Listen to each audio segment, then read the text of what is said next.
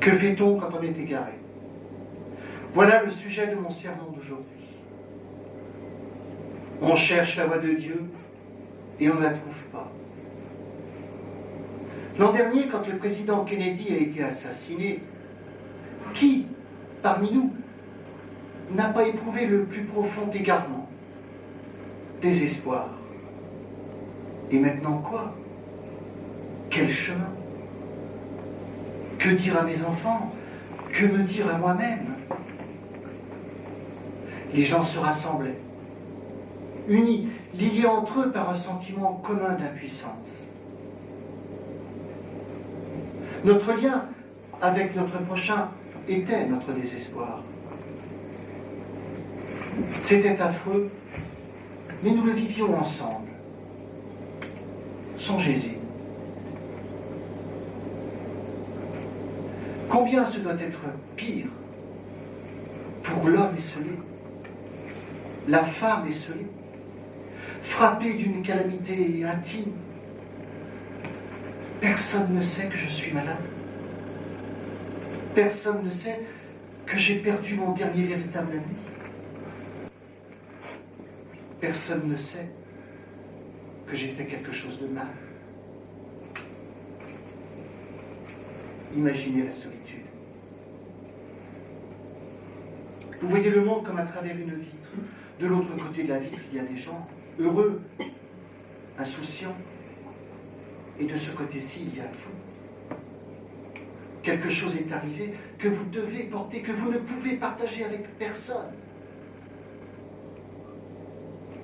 Ceux qui sont ainsi infligés, seul Dieu connaît leur douleur, leur peine, le secret de la peine qui les aliène. Et quand un tel être, nécessairement, hurle vers le ciel, hurle vers Dieu, aidez-moi! Et qu'il n'y a pas de réponse, le silence.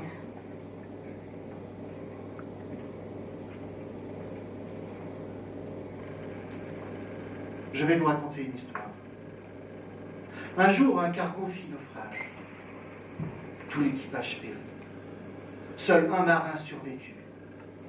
Il se fit un radeau avec des morceaux de bois, et comme il connaissait l'art de la navigation, il tourna son regard vers les cieux, et lut dans les étoiles. Il mit le cap vers son pays. Mais les nuages s'amoncelèrent et recouvrirent le ciel. Pendant les 20 nuits qui suivirent, voguant sur ce vaste océan, il ne vit plus les étoiles. Au fil des jours, alors que la fièvre, la soif, la faim usaient ses forces, il se mit à douter. Avait-il mis le cap dans la bonne direction? Voguait-il toujours vers son pays? Ou était-il totalement perdu et voué à une mort affreuse? Pas moyen de le savoir. Certains d'entre vous, ici, aujourd'hui, connaissent parfaitement cet ébranlement de la foi que je décris. À vous, voici ce que je veux dire. Le doute peut être un lien aussi puissant et solide que la certitude. Même perdu, vous n'êtes pas seul. Au nom du Père, du Fils et du Saint-Esprit. Amen.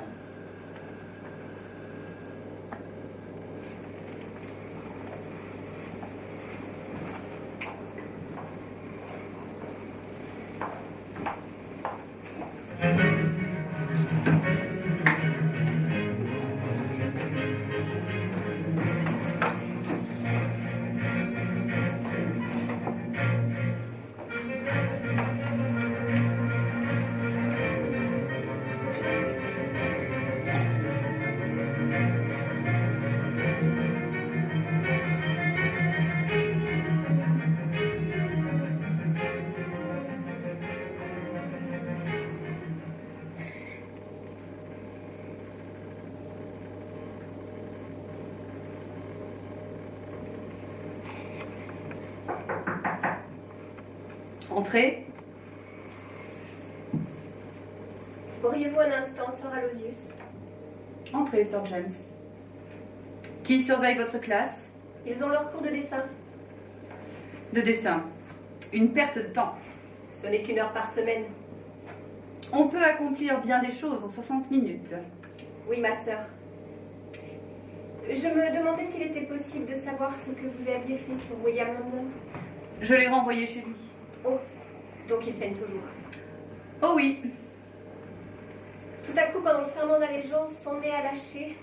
Le sang s'est mis à jaillir comme d'un robinet. C'était spontané? Qu'est-ce que ça pourrait être d'autre? Volontaire. Vous voulez dire, vous pensez qu'il aurait pu faire exprès de se faire saigner du nez? Exactement. Non. Vous êtes bien naïf, Sir James. William London est un enfant très remuant. Et si vous le lâchez un seul instant, il ferait n'importe quoi pour s'échapper de son pupitre. Il mettrait le feu à ses pieds pour manquer une demi-journée d'école. Mais pourquoi? Il a un esprit qui ne s'arrête jamais. C'est bien ça? Non, ce n'est pas bien. Son père est policier. Et il a besoin de tout sauf d'un enfant qui fait du chahut. William London file un mauvais coton. La puberté l'a pris. Il va se mettre en tête toutes les mauvaises idées. Et je soupçonne fort qu'il ne termine pas ses études. Mais ça, ce n'est pas de notre ressort. Nous devons faire en sorte qu'il termine l'année, lui ouvrir la porte, et après, il est à quelqu'un d'autre.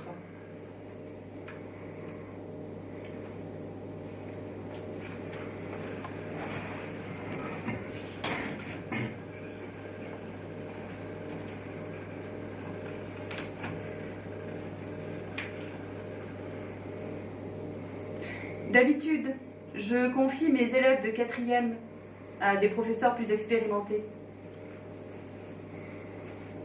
Mais là, je dois travailler avec les contraintes. Maîtrisez-vous bien votre classe? Je crois, oui. D'habitude, on n'envoie plus d'élèves dans mon bureau. J'essaie de régler les choses moi-même. C'est parfois une erreur. Vous êtes responsable devant moi. Moi devant le Monsignor. Lui devant l'évêque. Et ainsi de suite jusqu'au Saint-Père. C'est une chaîne de discipline. Servez-vous-en. Oui, ma sœur. Comment va Donald Miller? Il tient bon. Bien. Personne ne l'a frappé? Non. Bien. La petite Linda Conté, l'avez-vous placée loin des garçons? Aussi loin que l'espace le permet. Ça n'y fait pas grand-chose. Faites en sorte qu'elle termine la nuit. Intacte.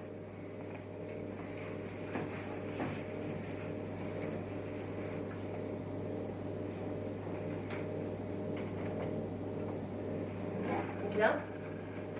Je m'en vais.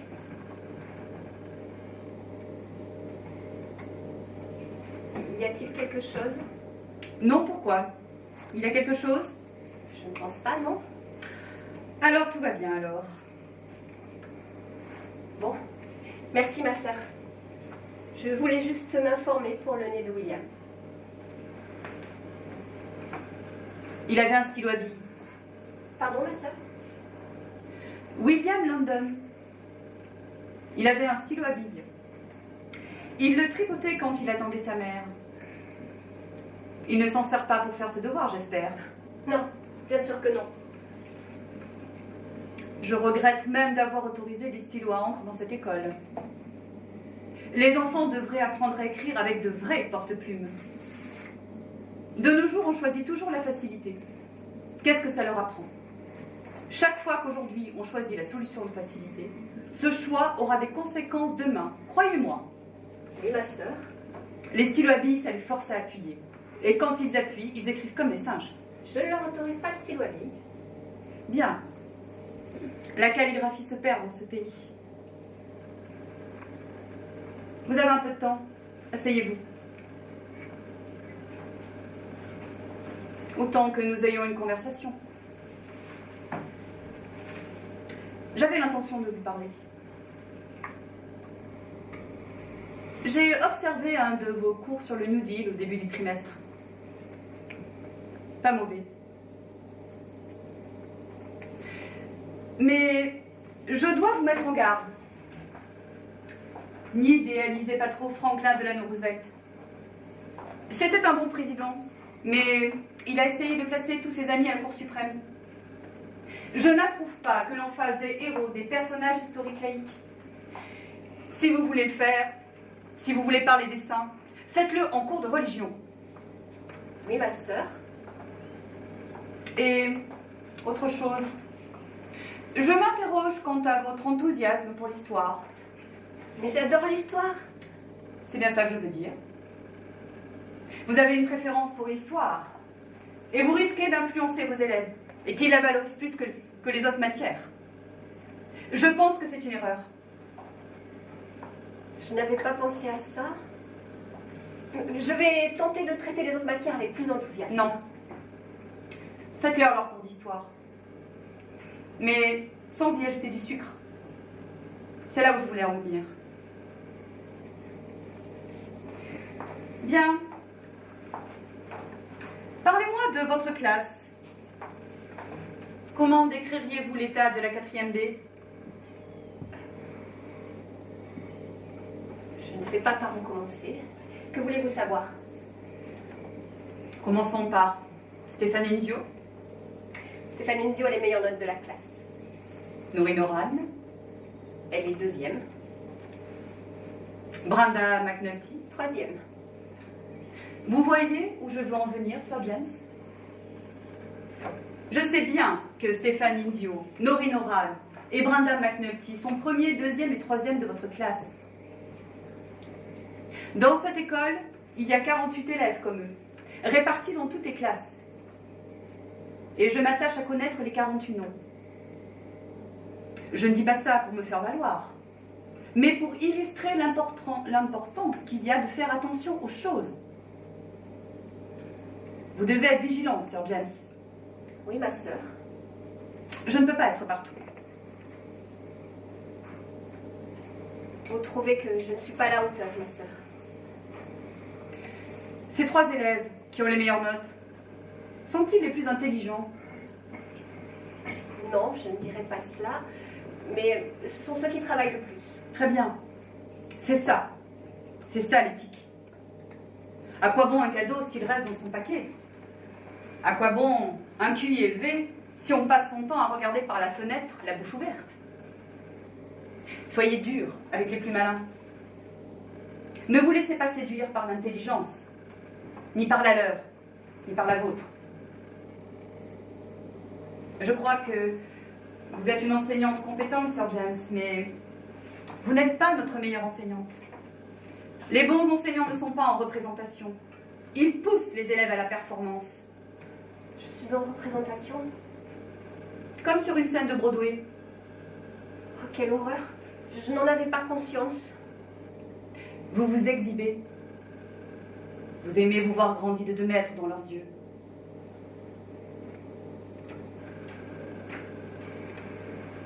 Je pensais que vous étiez satisfaite de moi. La satisfaction est un vice.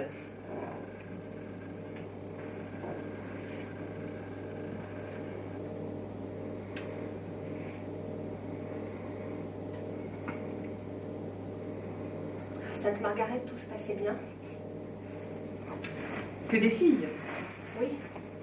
Je crois devoir vous le rappeler, Sir James. Ici, ce ne sont que des garçons. Et les garçons sont faits de gravier, de suie et de papier goudronné. Les garçons, c'est une autre race. J'ai l'impression que je sais les gérer.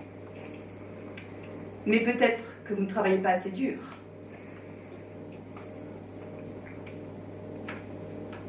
Pas de larmes. Vous avez un mouchoir? Oui. Servez-vous-en.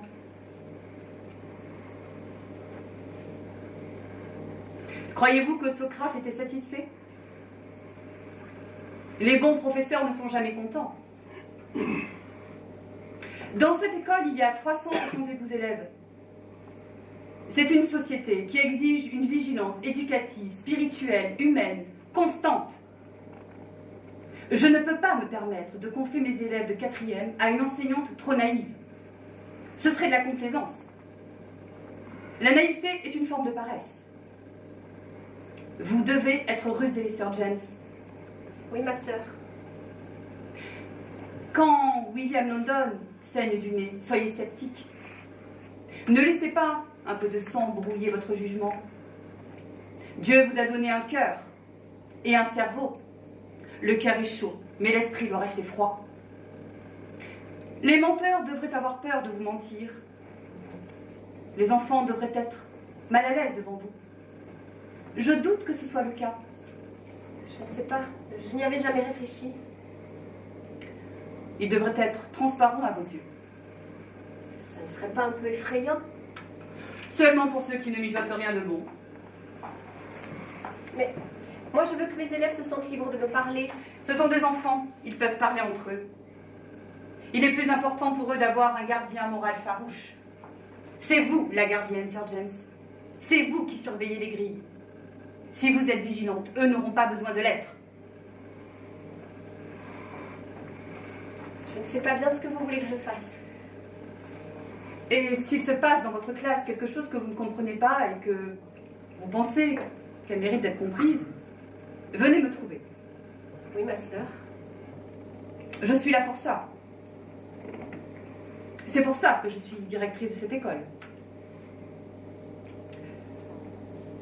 Bien. Restez-vous dans votre classe pendant les cours spécialisés? Oui. Mais vous êtes ici en ce moment, pendant le cours de dessin. Mais parce que je m'inquiétais pour le nez de William. Bien. Donc le cours de dessin a lieu dans votre classe. Oui, elle vient, oui, Madame Penn. Et vous les amenez au sous-sol pour le cours de danse de Madame Shields. Le jeudi. Encore une perte de temps. Ah, mais tout le monde adore le spectacle de Noël. Je ne l'adore pas. Je le trouve choquant. L'an dernier, la jeune fille qui jouait la Sainte Vierge portait du rouge à lèvres. Je l'attendais en coulisses, la garce. Et puis il y a le cours de musique. Oui, cette drôle de femme avec son piano portable. Qu'est-ce qu'elle a au cou? Une espèce de goitre. Pauvre femme. Madame Caroli. C'est ça. Dans le temps, nous avions une sœur pour enseigner la musique. Plus assez de sœurs. Quoi d'autre? Éducation physique et religion. Et pour ça, nous avons le père Flynn. 2 heures par semaine. Et là aussi, vous assistez? La plupart du temps, oui. À moins que je n'ai des bulletins à remplir ou des copies. Que pensez-vous du père Flynn? C'est un homme brillant. Quel orateur. Oui, son sermon de dimanche était très poétique. En fait, c'est aussi un très bon professeur de basket. Ça m'a étonnée. J'aurais pas pensé qu'un homme d'église aurait le tempérament qu'il faut pour le basket. Mais il a quelque chose, une manière d'être. Il est très naturel quand il dribble ou quand il tire. Son sermon de dimanche, de quoi parlait-il?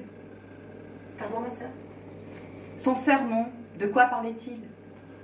Bien du doute. Il parlait du doute. Pourquoi? Pardon? Eh bien oui, les sermons viennent bien de quelque part, non? Est-ce que le père Flynn était en proie au doute? Ou est-ce qu'il s'inquiétait que quelqu'un soit dans le doute? Vous devriez peut-être lui poser la question. Non. Ça ne serait pas convenable, c'est mon supérieur. S'il était troublé, il devrait se confesser au monsignor ou à un autre prêtre. Nous ne partageons pas d'informations privées avec les prêtres. Je me fais un peu de soucis. À quel sujet? L'heure. Le cours va bientôt se terminer, je devrais remonter. Avez-vous remarqué quelque chose? À quel propos? Je vous demande d'être vigilante, Sir James. Je ne suis pas bien sûre de vous suivre, ma sœur. Je suis désolée de ne pas être plus précise, mais Je dois faire attention, à le disons, à ne pas provoquer quelque chose. Je suis inquiète, peut-être sans raison, de ce qui se passe à Saint-Nicolas. Sur le plan scolaire, Je ne vous invitais pas à jouer aux devinettes. Je vous demande de faire attention à votre classe. bien sûr, ma sœur, que je vais faire attention à ma classe. Et je vais tâcher d'être moins naïve. Et je vais essayer de ne plus me donner en spectacle. Je suis vraiment désolée de vous avoir déçu. Sachez que je ferai de mon mieux. Sincèrement. Regardez-vous. Vous donneriez n'importe quoi pour un regard chaleureux. Je vous le dis, ici et maintenant, je veux vous voir un caractère plus trempé. Si vous cherchez à être rassuré, vous serez dupé. Si vous vous oubliez pour observer les autres, vous ne serez pas dupé. C'est important. Une dernière chose, et après, il faut vraiment que vous regagniez votre classe. Sœur Véronica devient aveugle. Oh, quelle horreur.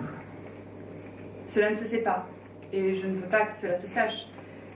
Si on la prenait au presbytère, elle devrait partir. Et je ne peux pas me séparer d'elle. Si vous la voyez descendre l'escalier de pierre qui mène à la cour, pour l'amour du ciel, prenez-lui la main, comme en communion, et veillez à ce qu'elle ne se fracasse pas.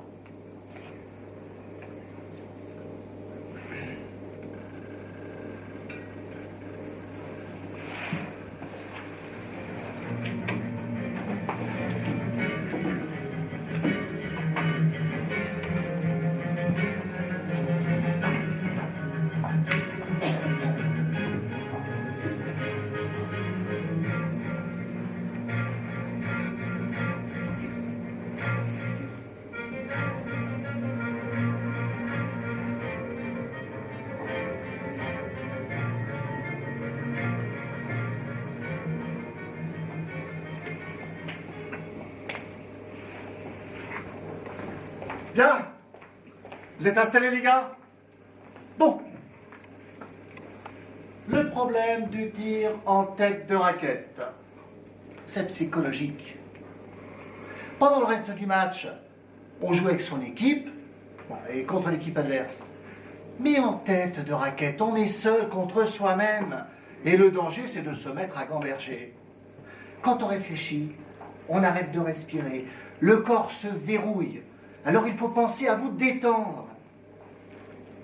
Toi, il faut que tu fasses attention à ça, Jimmy. Tu te tiens raide comme un piquet. Respire. Bouge un peu. Passe ton poids d'une jambe sur l'autre. Remue ton bassin. Tu trouves ça drôle, Ralph? Ce qui est drôle, c'est que tu liras toujours tes lancers francs. N'ayez pas peur d'avoir l'air bête. Personne ne vous trouvera bête quand vous l'aurez marqué, votre panier. Bien. Maintenant, pour changer de sujet. J'ai remarqué que certains d'entre vous ont les ongles sales. Je ne veux pas voir ça. Je ne parle pas de leur longueur de vos ongles, je parle de leur propreté. Tenez, regardez mes ongles, ils sont longs. J'adore les porter longs. Mais ils sont propres. Et je peux les garder longs parce qu'ils sont propres. Je me souviens d'un garçon quand j'étais petit, Timmy Mattison. Ah, il avait toujours les ongles sales et il se les collait dans le nez et après dans la bouche. C'est une histoire vraie, apprenez à écouter. Eh bien, il a attrapé une méningite cérébro-spinale et il a souffert une mort atroce. Essayez donc de parler à une fille avec des pattes crasseuses. Monsieur Conroy, vous l'avez réfilé comme s'il avait une armée de Chinois aux trousses. Bon, ça va. Bon. Qu'est-ce que je vais faire de vous maintenant? Allez, on va se changer, on file au presbytère, prendre une limonade et un biscuit. Et pour avoir une conversation entre hommes. Allez, c'est parti!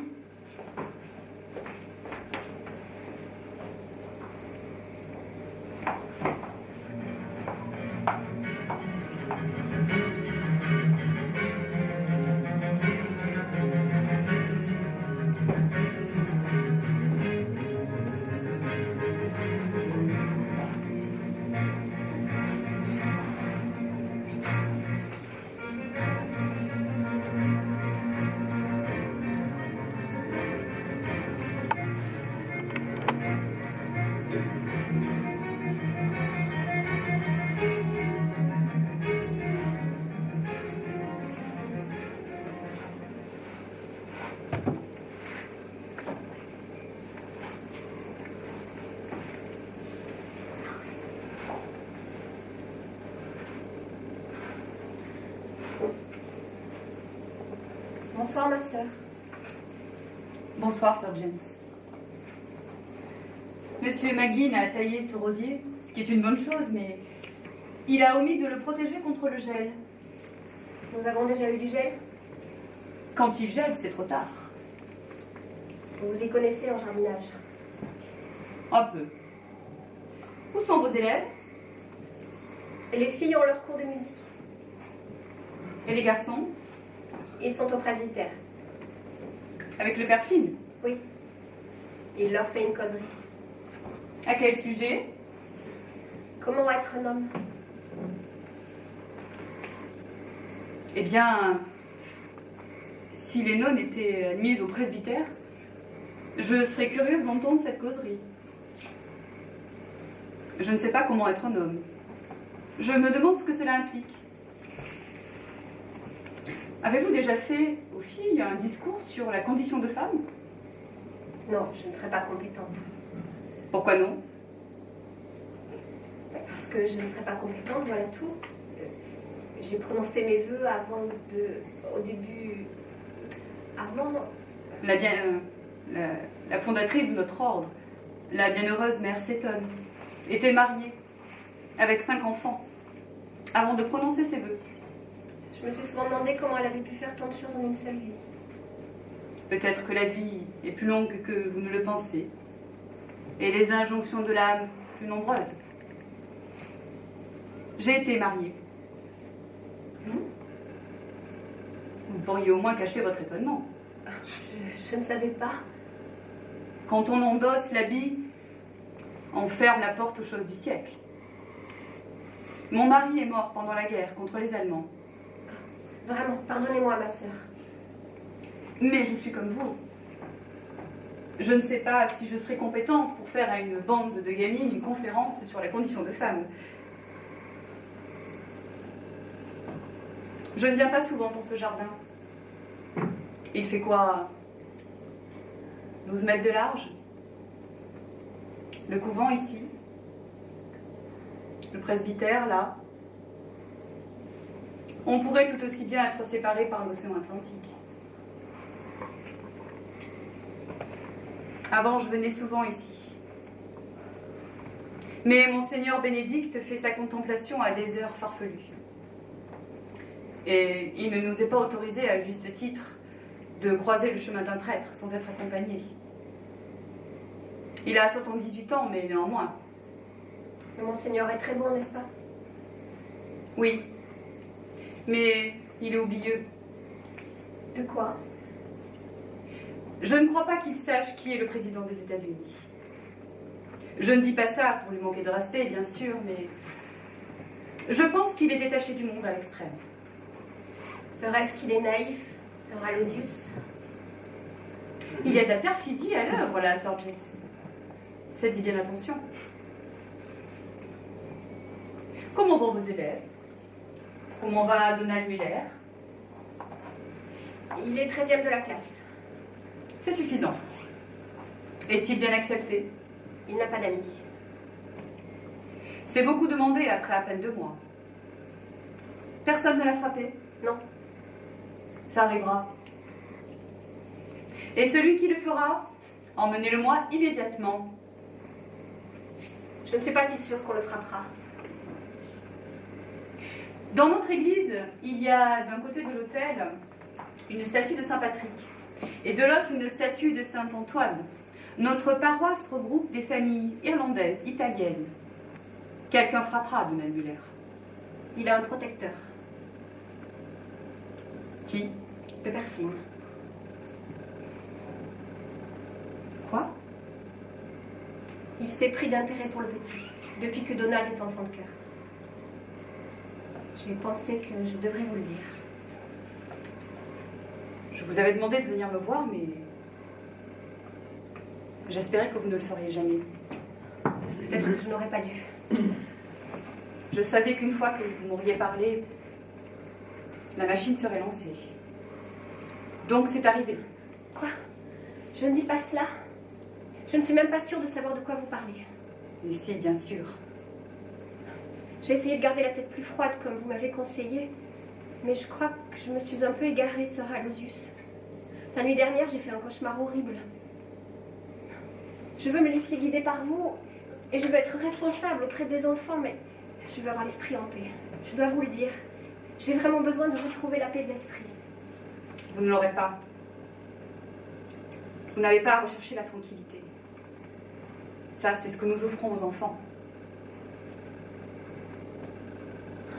Je crois que je commence un peu à vous comprendre. Mais c'est tellement déstabilisant de regarder les gens et les choses avec méfiance. J'ai l'impression d'être moins proche de Dieu. Quand vous prenez des mesures pour arrêter les méfaits, vous vous éloignez de Dieu. Mais vous restez à son service. C'est un travail difficile et ingrat de s'attaquer à ces choses-là. Je suis plus réservée en classe. Je me sens à l'écart des enfants. C'est ce qu'il faut. Mais ça me semble pas bien. Et puis pour cette autre chose, je n'ai pas de preuves. Je ne suis pas sûre du tout qu'il se soit passé quelque chose. On ne peut pas attendre d'en avoir. Mais s'il n'y avait rien, Eh bien, ça ne serait rien. Ça ne me dérangerait pas d'avoir tort. Mais j'en doute. alors que faire? Je ne sais pas. Vous saurez quoi faire? Je ne sais pas quoi faire. Il y a des paramètres qui le protègent et qui m'entravent. Mais si c'est établi, il ne peut pas être à l'abri. Je doute qu'il se remette d'une telle honte. Qu'est-ce que vous avez vu? Je ne sais pas. Qu'est-ce que vous avez vu? Il a amené Donald au presbytère. Pourquoi faire? Pour lui parler. Seul? Oui.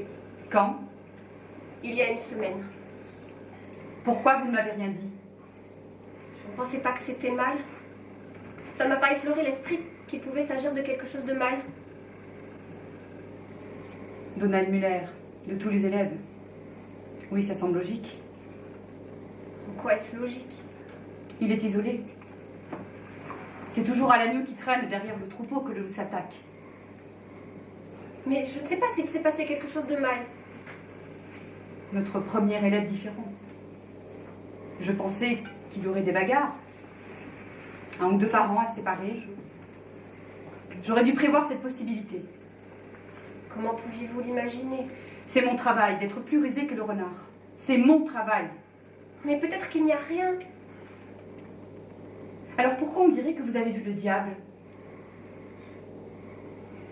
C'est juste la façon dont le petit s'est conduit quand il est revenu en classe. Qu'est-ce qu'il a dit? Rien. C'est son expression. Il avait l'air effrayé. Et il a posé la tête sur son bureau d'une manière très bizarre. Et puis aussi, je crois que son haleine sentait l'alcool. Son haleine sentait l'alcool. Il y a 8 ans, à Saint-Boniface, il y avait un prêtre qu'il a fallu arrêter aussi.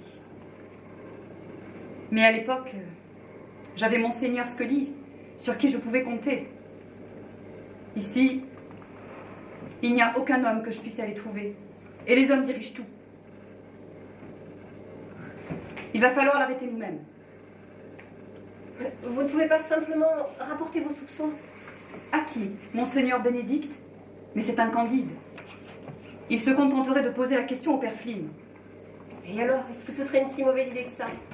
Et il croirait tout ce que le père Flynn lui dirait. Il considérerait l'affaire réglée. Mais peut-être qu'il n'y a rien de plus à faire. Si c'est vrai. Si j'avais fait quelque chose d'affreux et qu'on me mettait face à mes actes, je ne saurais que repentir. Sir James, mon petit, il faut imaginer quelqu'un de complètement différent de vous. Un homme capable de ça a déjà renié beaucoup de choses.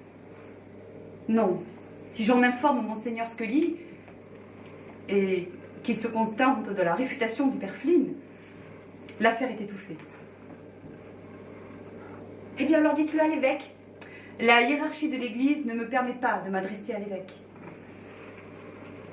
Non, si j'en informe Monseigneur, l'affaire m'échappe. Je suis impuissante. Il va falloir que je trouve un prétexte. Que je fasse venir le père Flynn dans mon bureau. Il faudra que vous soyez là. Quoi? Moi? Ah non, ma sœur. Non, non, je ne pourrais pas. Je ne peux pas être seule avec un prêtre. Il faut qu'une autre sœur soit présente. Et il faut que ce soit vous. Nous ne pouvons pas élargir le cercle des confidents. Pensez aux petits si cela s'ébruitait. Je ne pourrais pas le faire. Pourquoi donc? Trop délicate? Je ne suis pas équipée. Je serais gênée. Je ne peux absolument pas être présente si on abordait ce sujet. Allons donc, ma sœur. Ne vous complaisez pas dans des sottises de scrupules adolescents. Je vous avoue que j'aurais préféré une complice plus chevronnée, mais c'est vous qui êtes venu me chercher. C'est vous qui me l'avez demandé. Vous aimez mieux laisser ce garçon se faire exploiter? Et ne croyez pas que ce serait le seul cas. Si vous fermez les yeux, vous serez complice de tout ce qui suivra. Vous êtes censé le dire au Monseigneur. Quoi donc? Que vous avez vu un garçon avec un regard particulier? Que peut-être vous avez senti quelque chose dans son haleine? Monseigneur Bénédicte croit que le soleil se lève et se couche sur le père Flynn. Vous seriez catalogué comme hystérique et muté ailleurs. On peut lui poser la question. À qui? Au garçon, à Donald Miller. Il n'ira. Pourquoi? Il aura honte. Vous ne pouvez pas le savoir. Et s'il le montrait du doigt? Comment croirez-vous que ce serait reçu dans cette communauté? Un enfant comme lui? Non, je vais bien réfléchir à tout ça. Je vais faire venir le père Flynn dans mon bureau pour une raison tout à fait indépendante. Et vous serez présente. Mais je servirai à quoi?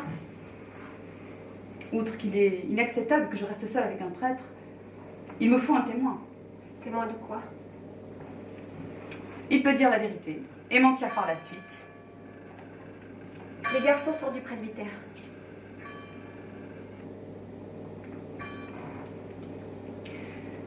Sir James, si je le pouvais, je choisirais de vivre dans un monde d'innocence.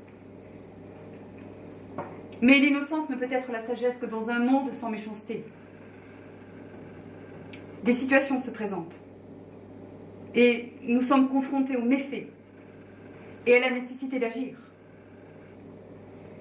Il faut que je ramène les garçons en classe. Allez-y. Nous nous reparlerons.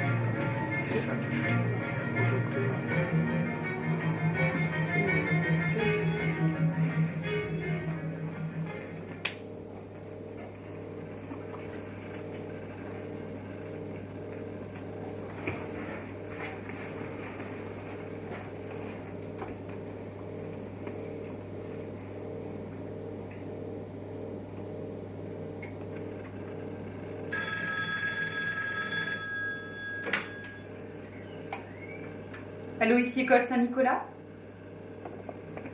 Ah, Monsieur McGuinn, c'est gentil de me rappeler. Oui, c'était une fameuse tempête hier soir. Non, je ne savais pas qu'il y avait eu une fabuleuse tempête en Irlande et que vous y étiez à l'époque. C'est extraordinaire. Oui, je me demandais si vous auriez la gentillesse de venir enlever une grosse branche qui est tombée dans la cour. Sœur Véronica a trébuché et est tombée sur la figure. Oui, je crois qu'elle va bien. Elle ne s'en porte pas plus mal. Merci, Monsieur McGuinn.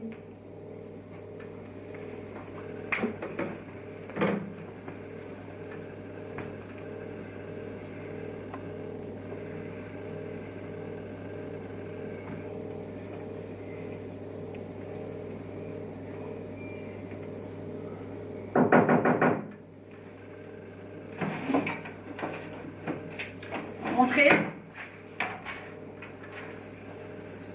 Bonjour, Sœur Aloysius. Comment allez-vous aujourd'hui? Bonjour, mon père. Je vais bien. C'est gentil à vous d'être venu. Nous sommes prêts pour la réunion. Il ne manque que Sir James. Vous avez entendu ce vent hier soir? Mais comment donc? Vous imaginez ce que ça devait être au temps de la conquête de l'Ouest? Quand un homme seul au milieu des bois, assis près du feu dans sa culotte de peau, entendait un bruit pareil. Imaginez la solitude. L'immensité de l'obscurité se refermant sur lui, ça devait être effrayant. Pour qui n'avait pas foi en la protection de Dieu, ce devait en effet être effrayant. Il paraît que sœur Véronica a eu un accident. Oui, elle est tombée sur une branche et elle a failli se tuer. Elle va bien. Oui, oui, très bien. Elle n'a pas une très bonne vue, n'est-ce pas? Elle voit très bien. Les nonnes tombent, vous savez? Non, je ne savais pas ça. C'est notre habit. Il s'accroche partout et nous fait tomber plus souvent qu'à notre tour. En noir et blanc, comme nous sommes, et avec notre manie de tomber, nous ressemblons plus à des dominos qu'à autre chose. Je suis en retard. Pas du tout, nous bavardions tranquillement. Bonjour mon père. Bonjour ma sœur. Je suis désolée, j'ai été retardée. Monsieur Balguin a condamné la cour pour réparer quelque chose, alors j'ai dû repartir par le couvent et passer par la porte de derrière, et là je me suis cognée dans sœur Véronica. Comment va-t-elle? Elle saigne un peu du nez. Je vais finir par croire que c'est vous qui donnez des coups de poing. Pardon ma sœur? Eh bien oui, après l'incident de... peu importe. Asseyez-vous, je vous en prie.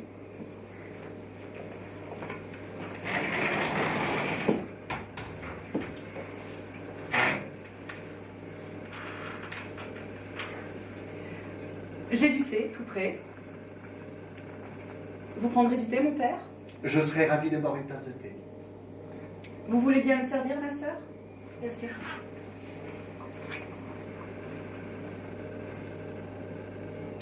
Et pour vous aussi, bien sûr. Vous prendrez du thé, sœur Aloysius? Non, j'en ai déjà bu une tasse.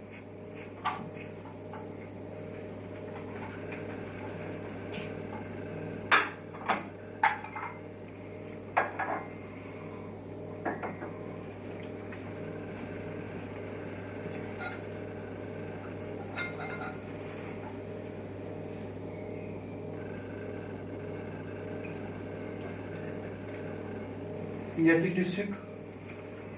Du sucre? Oui, je dois en avoir quelque part. Je l'ai enfermé dans le tiroir pour le carême l'an dernier et j'ai oublié de le ressortir. Donc vous n'avez pas dû avoir trop de mal à vous en passer. Non, vous avez raison. Le voilà. Je me sers, mais je suis un peu maladroite. Je manque de pratique.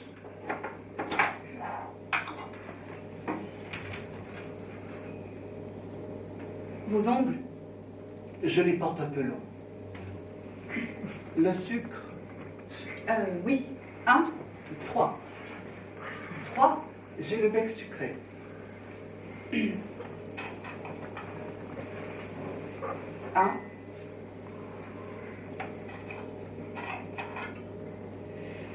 2.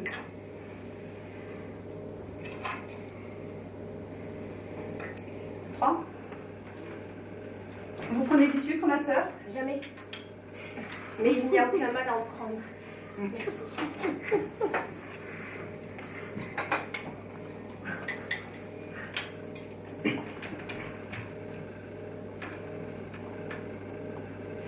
Eh bien, mon père, merci d'avoir trouvé du temps pour nous. Nous ne savons plus à quel saint nous vouer. Je trouve que c'est une très bonne idée de repenser le spectacle de Noël. Celui de l'an passé est un peu morose. Ah, moi, je l'ai adoré. Mais j'aime tous les spectacles de Noël. J'adore la nativité, la naissance du Sauveur, tous les chants, bien sûr, la marche des rois. Oui, merci, Sir James. Sir James va co-diriger le spectacle cette année avec Madame Shields. Qu'en pensez-vous? Qu'est-ce que nous pourrions faire de nouveau? Eh bien, nous aimons tous les chants de Noël. Mais ça pourrait être amusant d'inclure un chant profane. Profane. Oui, vive le vent, quelque chose comme ça. Quel serait l'intérêt de chanter un chant profane? De s'amuser. Ou Frosty le bonhomme de neige. Oui, il est bien celui-là aussi. Et on pourrait déguiser un garçon en bonhomme de neige et le faire danser. Quel garçon? On ferait des auditions. Frosty, le bonhomme de neige, reprend une tradition païenne dans la magie. Le bonhomme de neige prend vie quand un chapeau enchanté lui est posé sur la tête. Si la musique était plus sombre, les gens s'apercevraient que les images en sont gênantes et que la chanson est hérétique. Je n'y avais jamais pensé comme ça. Ce chant devrait être interdit sur les ondes. Donc, pas de Frosty le bonhomme des neiges. Non, je ne pense pas. Vive le vent pourrait aller. Ça plairait aux parents. Qu'est-ce que vous écrivez avec rien. ce stylo à billes? Une idée pour un sermon? Vous venez d'avoir une idée. J'en ai tout le temps. Quelle chance. Et comme je les oublie, je les note. Quel est le sujet? L'intolérance. Je vous resserre une tasse de thé, mon père. Pas pour l'instant. Il me semble qu'un des conseils du Concile Vatican II est que l'Église a besoin d'adopter un visage plus familier, de représenter la communauté locale. Nous devrions chanter un air qui passe à la radio de temps en temps, emmener les enfants manger une glace, Une glace. ou encore quelques jours. Il faudrait que l'on soit plus amicaux, que les enfants et les parents nous considèrent comme faisant partie de la famille, et non comme des émissaires de Rome. Je trouve que le spectacle de Noël devrait être charmant, comme un spectacle donné par un théâtre de quartier.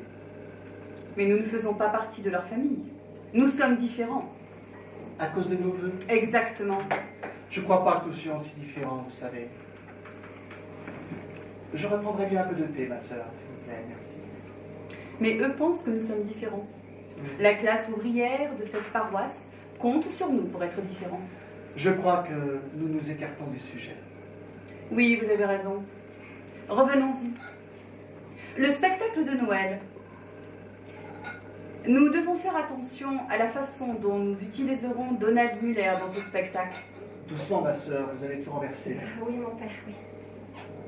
Oui? Quoi, Donald Muller? Eh bien, dans le spectacle, il ne doit pas être ni caché, ni trop mis en avant. Oui. À cause de sa différence? Exactement. Pourquoi? Allons, mon père. Ne soyez pas hypocrite. Je crois au contraire qu'il devrait être traité comme tous les autres garçons. Mais vous-même, vous l'avez distingué.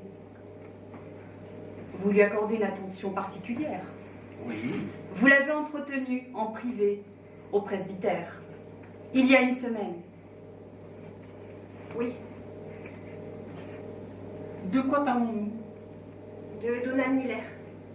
Le garçon a eu un comportement étrange quand il a regagné sa classe. Oui. En revenant du presbytère. Un peu bizarre, oui. Pouvez-vous nous dire pourquoi? Vous voulez dire que vous avez eu une impression et comme il sortait du presbytère, vous vous demandez si je saurais quelque chose? C'est ça. Je suis venu ici pour parler du spectacle. Ou est-ce que vous vouliez parler de ça? De ça. Je me sens un peu mal à l'aise. Pourquoi? À votre avis, quelque chose dans votre ton.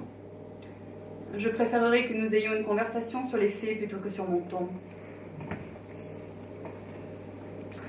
Si j'avais jugé que ma conversation avec Donald vous concernait le moins du monde, ma sœur, je vous aurais fait asseoir et vous en aurez parlé. Mais je n'ai pas jugé qu'elle vous concernait. Peut-être vous méprenez-vous sur ce qui me concerne ou pas. C'est un élève de mon école et je suis responsable de son bien-être. Son bien-être n'est pas en cause. Que s'est-il passé au presbytère? Passé. Mais il ne s'est rien passé. J'ai eu une conversation avec le petit. À quel sujet? C'est privé. Il a 12 ans. Qu'est-ce qui peut bien être privé? Je vous le répète, ma sœur. Je n'aime pas votre ton. Il ne s'agit pas de mon ton, ni du vôtre, mon père. Il s'agit de découvrir la vérité. Quelle vérité? Vous savez bien de quoi je parle. En ce moment même, vous contrôlez l'expression de votre visage. mon visage. Je suis venu ici pour parler du spectacle de Noël. C'est pour ça que je suis là. Dois-je comprendre que vous m'avez fait venir ici pour une confrontation de quelque espèce? C'est scandaleux. Je ne suis pas responsable devant vous. De quoi m'accusez-vous? Je ne vous accuse de rien. Je vous demande de me dire ce qui s'est passé. Passé. Il ne s'est rien passé. J'ai eu une conversation avec le petit.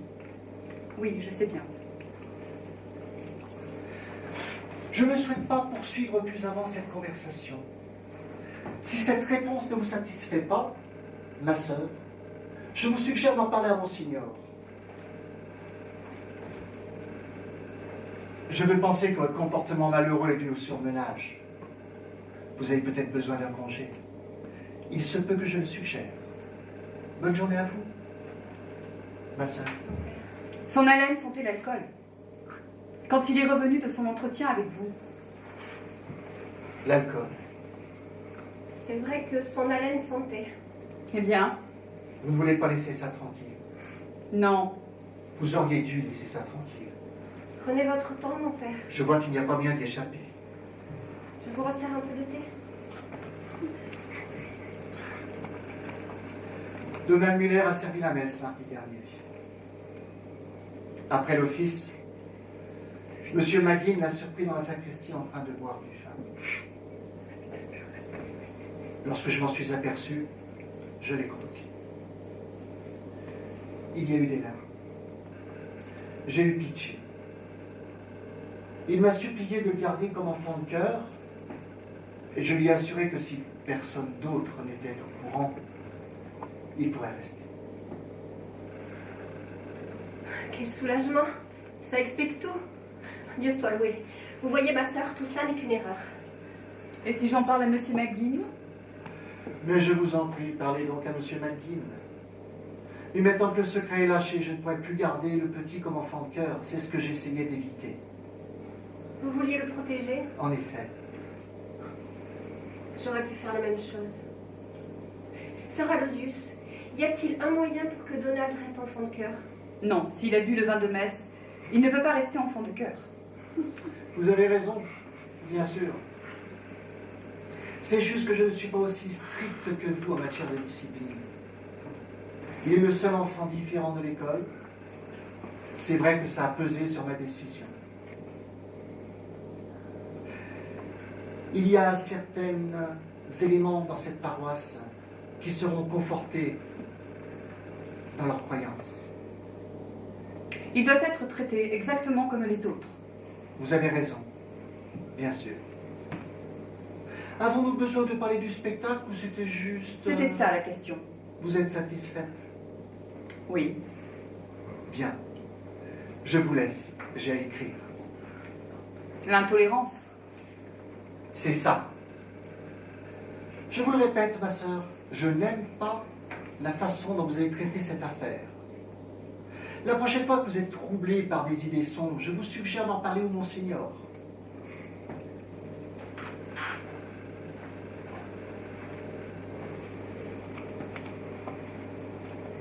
Eh bien, quel soulagement. Vous le croyez? Oui, il a tout éclairci. Peut-être qu'il est plus facile de le croire. Mais nous pouvons vérifier son récit auprès de Monsieur McGinn. Oui, ces gens-là sont malins. Ils ne sont pas facilement défaits. Eh bien, moi, je suis convaincue. Vous voulez que l'affaire soit réglée pour retrouver l'innocence? Je ne veux plus rien avoir à faire avec ça. Je l'aurai. Avec ou sans votre aide. Comment pouvez-vous être sûr qu'il ment? L'expérience. Vous ne l'aimez pas, c'est tout. Ça ne vous plaît pas qu'il écrive au stylo à billes. Ça ne vous plaît pas qu'il mette 3 sucres dans son thé. Ça ne vous plaît pas qu'il aime Frosty le bonhomme de neige. Et à cause de ça, vous allez vous laisser convaincre de quelque chose d'horrible. D'horrible. Eh bien moi, j'aime Frosty le bonhomme de neige. Et ce serait bien que cette école ne soit pas dirigée comme une prison. Et je trouve que c'est une excellente chose, que j'adore enseigner l'histoire et que peut-être ça donnerait à mes élèves l'envie d'aimer aussi. Et si vous jugez pour ça que je ne suis pas apte à enseigner, eh bien qu'à cela tienne. Asseyez-vous.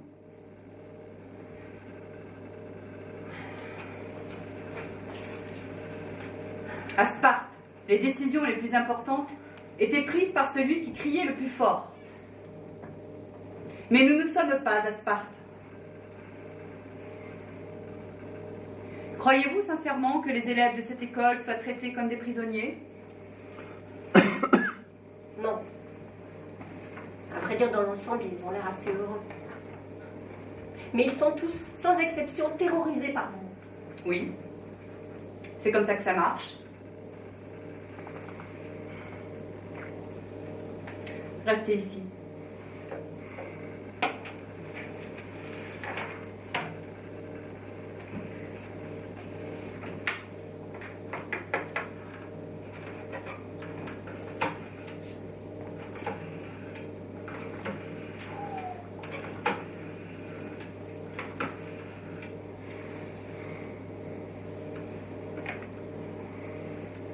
Allô, ici sœur Aloysius Bouvier de l'école Saint-Nicolas.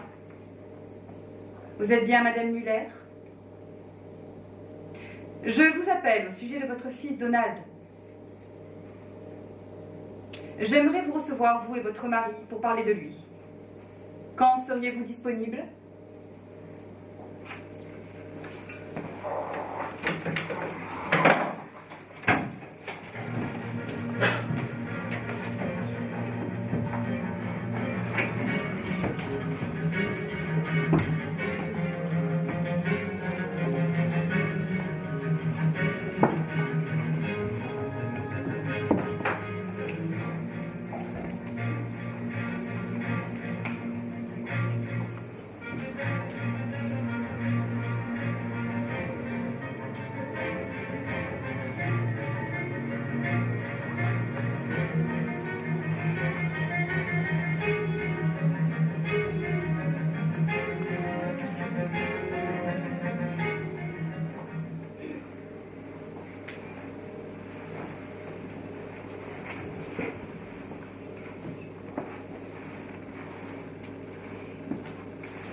Un jour, une femme jacassait avec une amie au sujet d'un homme qu'elle ne connaissait à peine.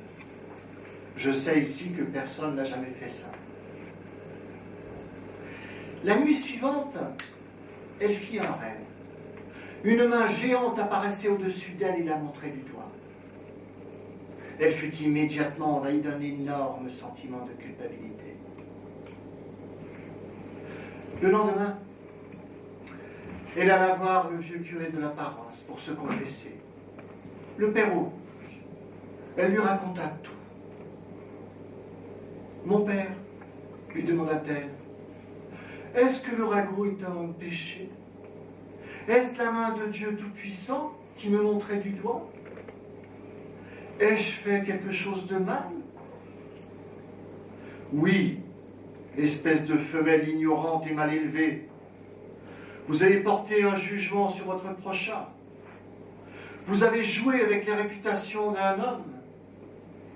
Vous devriez avoir honte, lui dit-il. Alors la femme demanda pardon et s'excusa. Pas si vite, dit le père Aurouc. Je veux que vous rentriez chez vous. Là, vous emporterez un oreiller sur le toit de votre maison et vous l'éventrerez. Ensuite, vous reviendrez me voir.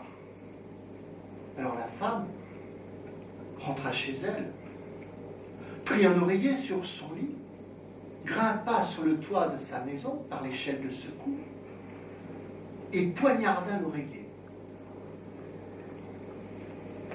Ensuite, elle redescendit et retourna parler au curé. Alors, que s'est-il passé? Demanda le père Aurouc. Des plumes, dit-elle. Des plumes, lui répéta-t-il. Des plumes partout, mon père. Eh bien maintenant, je veux que vous retourniez chez vous et que vous ramassiez toutes les plumes qui se sont dispersées au vent. Mais ça n'est pas possible, lui dit-elle. Je ne sais pas où elles sont allées. Le vent les a éparpillées dans tous les sens. Et ça, dit le père Aurouc, c'est le ragot. Au nom du Père, du Fils et du Saint-Esprit. Amen.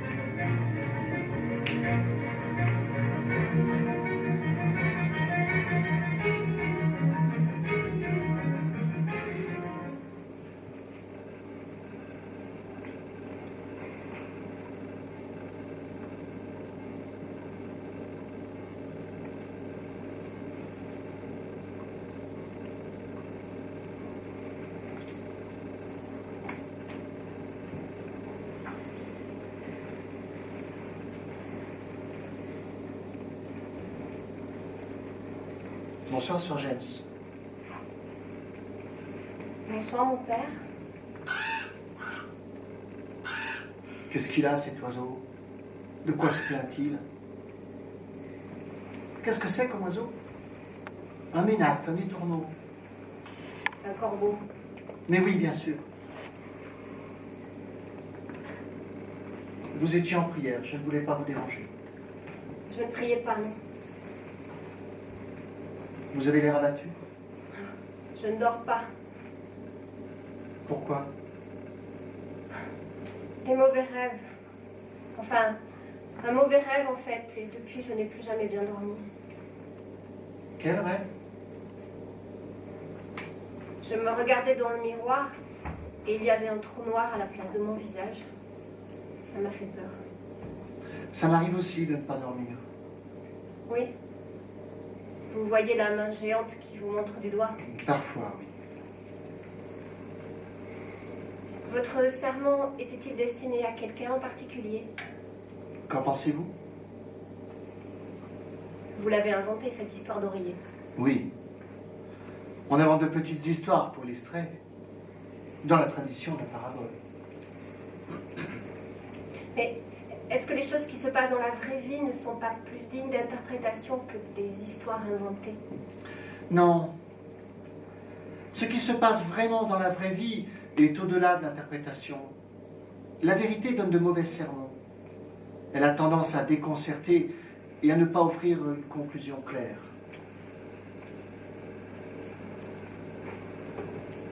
J'ai reçu une lettre de mon frère hier, du Maryland. Il est très malade. Vous devriez peut-être aller le voir. Je ne peux pas laisser mes élèves. Comment va Donald Muller? Je ne sais pas. Vous ne le voyez pas? Je le vois tous les jours, mais je ne sais pas comment il va. Je ne sais pas comment juger de ces choses. Je ne sais plus. Je ne lui parle plus non plus, de peur que ce soit mal interprété. C'est pas dommage. L'autre jour, je l'ai même évité alors que j'aurais pu le croiser dans le couloir. Il ne comprend pas pourquoi.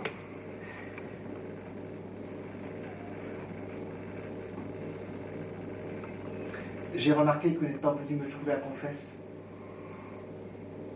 Non. Je suis allée voir Monseigneur Bénédicte. Il est très gentil. Et moi non? Ce n'est pas ça. Comme vous savez bien pourquoi. Vous êtes contre moi? Non, Vous ne me faites pas confiance? ce n'est pas moi qui dois vous faire confiance ou pas. C'est Sœur Aloysius. N'êtes-vous qu'un prolongement de Sœur Aloysius? Elle est ma supérieure. Mais vous? Moi, je voudrais n'être au courant de rien de tout ça. Je voudrais que cette idée ne m'ait jamais traversé l'esprit. Et comment vous êtes-elle venue à l'esprit? Sœur Aloysius. J'ai l'impression que ma réputation a été salie alors que je n'ai rien fait. Mais je rechigne à la laver de peur de faire encore plus de dégâts. C'est frustrant, croyez-moi. Est-ce que c'est vrai? Quoi? Vous savez ce que je vous demande? Mais non, c'est pas vrai. Oh, je ne sais pas quoi croire. Mais comment pouvez-vous prendre parti contre moi? Ça n'a pas d'importance. Mais si, c'est important. Je n'ai rien fait. Tout ça repose sur du vide. Parfois, les gestes les plus innocents peuvent sembler pernicieux pour un esprit corrompu. J'ai dû chasser ce pauvre enfant des enfants de cœur. Il est effondré. La seule raison pour laquelle je ne suis pas allé trouver le Monsignor, c'est que je ne veux pas mettre cette école à feu à sang. Sœur Aloysius perdrait certainement son poste de directrice si je rendais ces accusations publiques, puisqu'elles sont sans fondement. Vous-même, vous pourriez perdre votre place? Vous me menacez? Non. Pour qui me prenez-vous? J'ai envie de vous croire. Alors croyez-moi, c'est aussi simple que ça. Ce n'est pas moi qu'il faut convaincre. Je n'ai rien à lui prouver. Elle est déterminée. À quoi? À protéger le petit. C'est moi qui me soucie du petit, pas elle. Est-ce qu'elle a jamais tendu la main à ce garçon ou à aucun autre garçon? C'est un bloc de glace. Les enfants ont besoin de chaleur, de gentillesse, de compréhension. Qu'est-ce qu'elle leur donne? Des règles. Ce petit si différent a besoin d'une main secourable, sans quoi il ne s'en sortira pas ici. Si on la laisse faire, il court à sa perte. Elle me voit parler aux enfants avec humanité et en déduit immédiatement que ça cache quelque chose de sale. Eh bien, je ne la laisserai pas maintenir cette paroisse au Moyen-Âge. Je ne la laisserai pas détruire mon esprit de compassion. Je suis sûre que ce n'est pas son intention. J'aime cette congrégation. Je le sais bien. Comme vous aimez vos élèves, vous les aimez, n'est-ce pas? Oui. C'est naturel. Sinon, comment pourriez-vous pour travailler avec eux? Votre philosophie est écrite sur votre visage. La gentillesse. Je ne sais pas. Je veux dire bien sûr. Quelle est la philosophie de Sœur Aloysius, à votre avis? Je n'ai pas besoin d'avoir d'avis, elle me l'a dit. Elle déconseille d'être chaleureux. Elle m'a suggéré d'être plus formelle. Il y a des gens qui s'en prendront à votre humanité, ma sœur. Qui vous diront que la lumière qui est dans votre cœur est une faiblesse, que votre douceur vous trahira. Je ne le crois pas. C'est une vieille tactique qu'ont les gens méchants pour tuer la gentillesse. Ne les croyez pas. Il n'y a aucun mal à aimer. Non, bien sûr, mais... Avez-vous oublié le message de notre Sauveur? L'amour. Pas le soupçon, le jugement, la désapprobation. L'amour du prochain. Est-ce que vous pensez que Sœur Aloysius est une influence positive? Je ne veux pas dire de mal, mais... Elle m'a enlevé ma joie d'enseigner. Et j'aimais par-dessus tout enseigner. Ça va aller. J'ai l'impression que tout est sans dessus-dessous. Mais ce n'est qu'une impression. C'est juste qu'il y a des moments dans la vie où nous nous sentons perdus. Mais vous n'êtes pas seul. Ça nous arrive à tous. Un lien puissant. Je ferais mieux de rentrer. Je suis désolé que votre frère soit malade. Merci, mon père.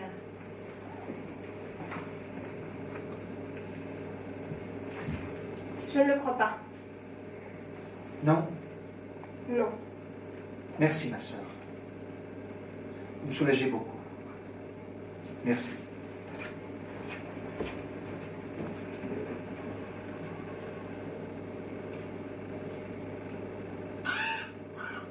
Oh, tais-toi.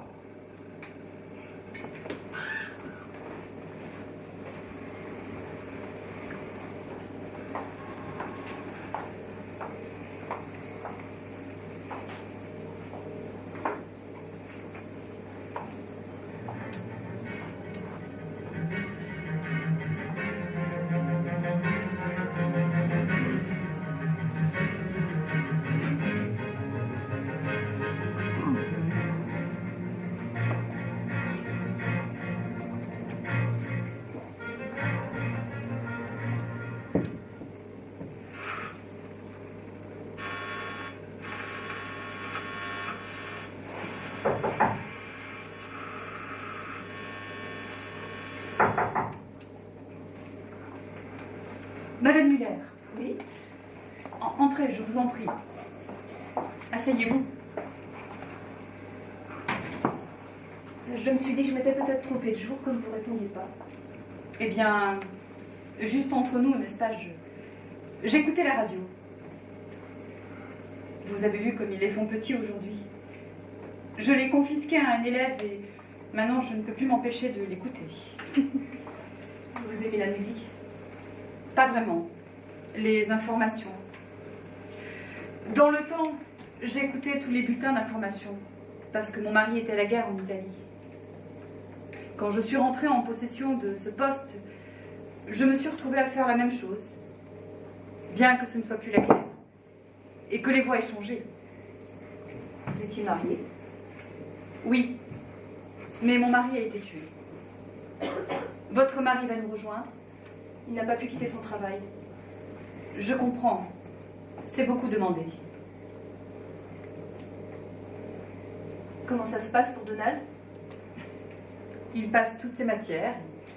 Il a des notes moyennes. Ah, c'est bien. Il était contrarié de ne plus être enfant de cœur. Vous a-t-il expliqué pourquoi? Il a dit qu'il s'est fait prendre à boire du vin. Oui, c'est pour cela, en effet. Bon, ça me paraît juste. Mais c'est un bon gamin, ma sœur. Sur ce coup-là, il a flanché, mais dans l'ensemble, c'est un gentil garçon. Et il sait que c'est une chance pour lui d'être ici. Je crois que tout ça a été un peu trop pour lui.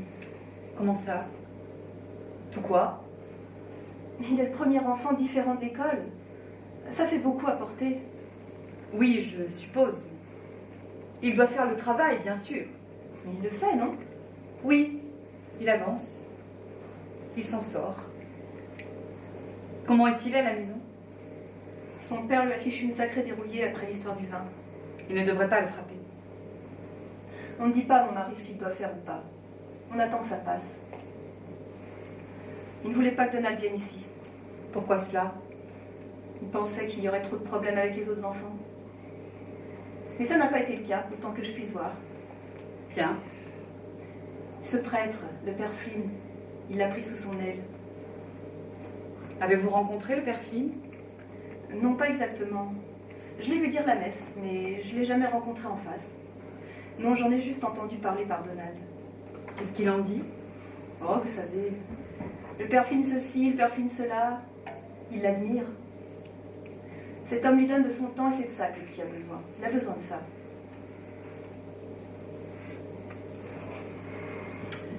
Oui, c'est une bonne chose. Bon, je me doute que vous devez bien avoir une raison pour me faire venir. Directrice, c'est un gros boulot et si vous prenez sur votre temps pour me parler, c'est qu'il y a quelque chose, mais ce que je voulais vous dire, c'est que jusqu'en juin. Pardon? Quel que soit le problème, Donald doit juste tenir ici jusqu'en juin. Après ça, il s'en va au lycée. Oui. Si Donald passe son certificat dans cette école, il a de meilleures chances d'aller dans un bon lycée. Ce qui voudrait dire une chance d'aller à l'université. Je crois qu'il a l'intelligence qu'il faut. Et il en a envie en plus. À l'heure actuelle, je ne vois rien qui puisse l'empêcher de passer ses examens de fin d'année dans sa classe. Eh bien, c'est tout ce qui m'intéresse. Pour le reste, tout me va. J'en doute. Dites voir. Madame Muller, il se peut que nous ayons un problème. Je suis inquiète de la relation entre le père Flynn et votre fils. Voyez-vous, ça inquiète. Comment ça inquiète? Cette relation n'est peut-être pas correcte. Bon. Eh bien, personne n'est parfait, n'est-ce pas? Il faut être indulgent. Pour parler franchement, je crains que le père Flynn ait pu faire des avances à votre fils. Ait pu faire? Je ne peux pas l'affirmer. Vous n'avez pas de preuves? Non. Alors peut-être qu'il n'y a rien du tout? Je crois qu'il y a quelque chose. Eh bien, j'aimerais mieux ne pas voir les choses comme ça, si ça ne vous dérange pas. Je comprends que ce soit difficile à entendre, mais je pense que c'est le père Flynn qui a fait boire du vin à votre fils. Pourquoi il ferait ça? Est-ce que Donald a eu un comportement étrange ces derniers temps? Non. Rien qui sorte de l'ordinaire. Il est comme d'habitude. D'accord. Écoutez, ma sœur, moi je ne veux pas d'ennui et j'ai l'impression que vous êtes un peu sur le sentier de la guerre. Je ne sais pas si vous avez bien compris. Je crois que je comprends très bien de quel genre de choses vous parlez. Mais je n'ai pas envie d'entrer là-dedans. Comment ça? Sans vouloir vous contredire, mais si on parle de quelque chose qui serait dans l'air entre ce prêtre et mon fils, c'est pas la faute à mon fils. Je n'ai pas suggéré que ça l'était. Ce n'est qu'un gamin. Je sais. Il a 12 ans. Si on doit accuser quelqu'un de quelque chose, ça devrait être l'homme, pas l'enfant. Je suis parfaitement d'accord avec vous. Vous êtes d'accord, mais c'est moi qui suis dans le bureau de la directrice en train de parler de mon fils. Pourquoi c'est pas le prêtre qui est dans le bureau de la directrice, si vous voyez ce que je veux dire et si je peux m'y permettre? Vous êtes ici parce que je suis inquiète du bien-être de votre fils. Et moi pas? Mais si, bien sûr. Si je peux vous poser une question, ma sœur, vous pensez vraiment que c'est le prêtre qui a fait boire du vin à Donald? Oui, je le pense. Alors comment ça se fait que mon fils s'est fait renvoyer des enfants de cœur si c'est le prêtre qui l'a fait boire? Le garçon s'est fait prendre, pas le prêtre. Et pourquoi le prêtre s'est pas fait renvoyer du clergé?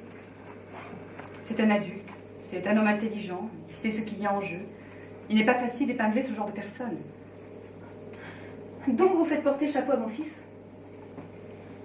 Que mon fils soit accusé et puni, ça c'est pas un problème. C'est facile. Et vous savez pourquoi? Je crois que vous devriez me laisser parler. Vous êtes en train de vous emporter. C'est parce que c'est comme ça que vont les choses. Vous vous en rendez compte seulement maintenant, mais c'est comme ça et ça a toujours été comme ça, ma sœur. C'est parce que c'est lui qui a le pouvoir. Il a aussi votre fils. Eh bien qu'il les garde. Quoi? C'est que jusqu'en juin. Savez-vous bien ce que vous dites? J'en sais plus que vous. Cet homme est en train de créer, s'il ne l'a pas déjà établi, une relation inconvenante avec votre fils. Je ne sais pas. Je sais que j'ai raison. Pourquoi vous avez besoin d'être sûr de quelque chose comme ça quand vous n'êtes pas sûr? S'il vous plaît, ma sœur, vous êtes lancée dans une espèce de campagne contre ce prêtre et vous voulez y entraîner mon garçon? Mon fils n'a pas besoin qu'on lui rajoute des difficultés. Laissez-le prendre ce qu'il y a de bon et laissez derrière lui le reste quand il s'en ira d'ici, en juin. Ça, il sait le faire, je l'ai appris. Quel genre de mère êtes-vous? Excusez-moi, ma sœur, mais vous connaissez pas assez la vie pour dire des choses comme ça. Je la connais assez. Vous connaissez les règles peut-être, mais ça ne fait pas tout. Je sais ce que je n'accepterai pas. On accepte ce qu'on doit accepter et on fait avec. Voilà la vérité que je connais. Désolée d'être si brutale, mais vous êtes là derrière votre bureau. Cet homme est dans mon école. Eh bien, il faut bien qu'il soit quelque part. Et peut-être qu'il y fait aussi du bien. Vous n'avez jamais pensé à ça? Il cherche les garçons. Il y a peut-être des garçons qui veulent qu'on les trouve. Et puis, peut-être ce que vous savez pas, c'est que mon fils est comme ça. C'est pour ça que son père l'a tabassé. C'est pas à cause du vin. Il a battu Donald parce qu'il est ce qu'il est. Qu'est-ce que vous êtes en train de me dire? Je suis sa mère. Je parle de sa nature. Je parle pas de quelque chose qu'il a fait. Et on peut pas tenir un enfant responsable de ce que Dieu l'a fait. Et écoutez-moi bien, Madame Muller. Je ne m'intéresse qu'aux actes. Il ne sert à rien de discuter des éventuels penchants d'un enfant. Je trouve qu'il est déjà assez difficile de m'attaquer aux actions d'un homme. Il ne s'agit pas de ce que l'enfant pourrait être, mais de ce que l'homme est. Il s'agit de l'homme. Mais il y a la nature de l'enfant. Laissons cela de côté. Alors laissez tomber. C'est vous qui forcez les gens à dire tout haut ces choses-là. Il y a des choses parfois dans l'air et il faut les laisser tranquilles si on peut. Voilà ce que je sais. Mon fils est venu dans cette école parce qu'à l'école publique, il allait se faire tuer. Alors, on a eu la chance de pouvoir le mettre ici pour sa dernière année avant le lycée. Bon, son père l'aime pas. Le gosse vient ici, les enfants l'aiment pas. Il y a un homme qui est bon pour lui, ce prêtre. Il tend la main au petit. Est-ce qu'il a ses raisons? Oui. Tout le monde a ses raisons. Vous avez vos raisons. Mais est-ce que je demande à cet homme pourquoi il est bon pour mon fils? Non. Ça m'est égal pourquoi. Mon fils a besoin qu'il y ait un homme qui soit gentil avec lui et qui l'aide à aller là où il veut aller. Et Dieu merci, cet homme qui est instruit et qui est gentil a envie de faire exactement ça. Ça ne se passera pas comme ça. C'est que jusqu'en juin. Parfois les choses sont pas tout noir ou tout blanc. Et parfois elles le sont. Je renverrai votre fils de cette école. Ne vous y trompez pas. Pourquoi vous feriez ça si rien n'est de sa faute? Parce que ça ne s'arrêtera pas à lui. Je ferai cesser ça par n'importe quel moyen. Alors renvoyez le prêtre. C'est exactement ce que j'essaie de faire. Alors qu'est-ce que vous voulez de moi? Rien. Finalement, je pensais que vous sauriez peut-être quelque chose qui pourrait m'aider, mais apparemment vous ne savez rien. Laissez mon fils en dehors de ça. Mon mari le tuerait pour une histoire comme ça. J'essaierai. Je sais pas, ma sœur, mais... Vous pensez peut-être faire le bien, mais... Le monde est dur. Je sais pas si vous et moi on est du même côté, mais moi je me tiendrai avec mon fils et ceux qui sont bons pour mon fils. Et ce serait bien de vous voir aussi de ce côté-là. Ravie de vous avoir parlé, ma sœur. Au revoir.